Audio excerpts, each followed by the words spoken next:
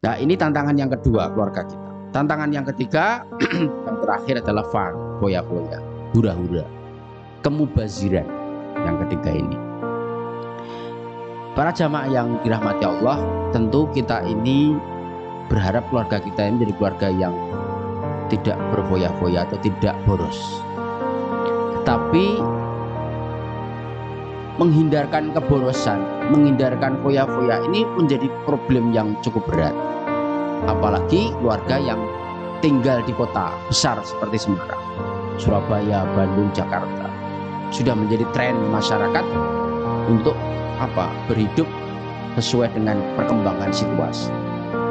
Tapi kalau kita ini tidak mengantisipasi, maka akan menjadikan keluarga kita ini menjadi keluarga yang terus-menerus menjadi keluarga yang dekat kepada keborosan. Dan kalau kita sudah boros, maka oleh Allah dikatakan sebagai keluarga, sebagai masyarakat, sebagai manusia yang lebih cenderung kepada perilaku syaitan.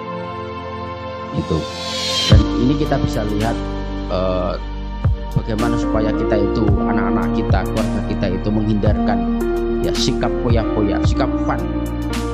Yang sikap foya-foya itu cenderung biasanya akan menanggalkan secara pelan-pelan dua peristiwa, dua proses, dua perilaku. Apa itu?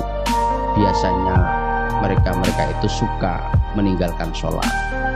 Dan yang kedua, biasanya menghalalkan segala hal yang itu cenderung kepada nafsu syaitonnya.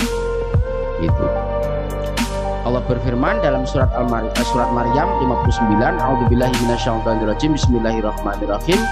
Fakhalafa min ba'dihim khalfun adha'us shalah wattaba'us syahwah fasawfa yalqawna ghayya. Artinya, maka katakanlah sesudah mereka pengganti yang jelek yang menyia-nyiakan sholat. Ini yang pertama. Jadi ciri masyarakat yang fun, foya-foya itu biasanya yang pertama adalah meninggalkan sholat. Itu. Jadi menyanyikan sholat. Dan yang kedua, memperturutkan hawa nafsu. Itu. Jadi orang yang biasanya meninggalkan sholat, ini biasanya juga dia akan memperturutkan hawa nafsu.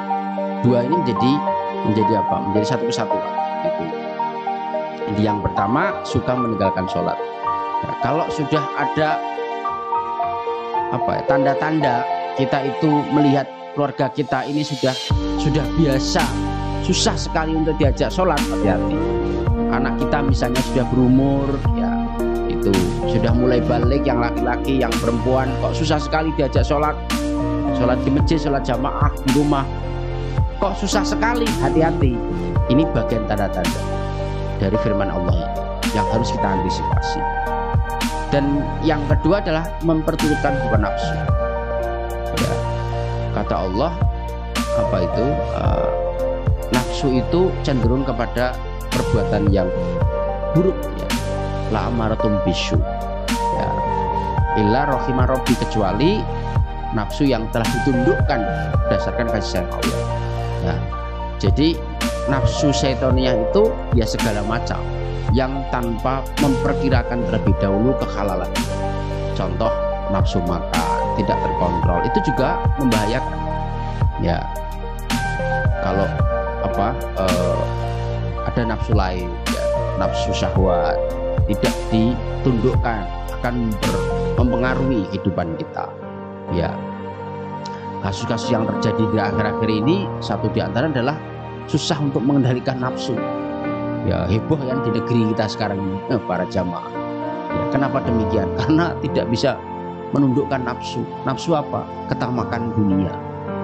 Yang kedua, nafsu syahwat. Ketamakan dunia supaya hartanya banyak. Maka memperoleh hartanya dari mana-mana yang tidak jelas sumbernya. Itu. Nah, yang kedua nafsu syahwat.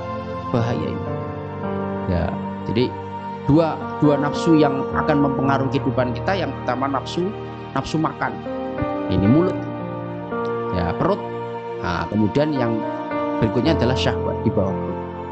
Nah, dua nafsu ini yang membahayakan kita, yang kalau kita tidak antisipasi, maka keluarga kita ini menjadi keluarga yang tentu saja tidak diharapkan Allah, apalagi menjadi harapan Allah sebagai keluarga yang sakinah, mawaddah, warahmah.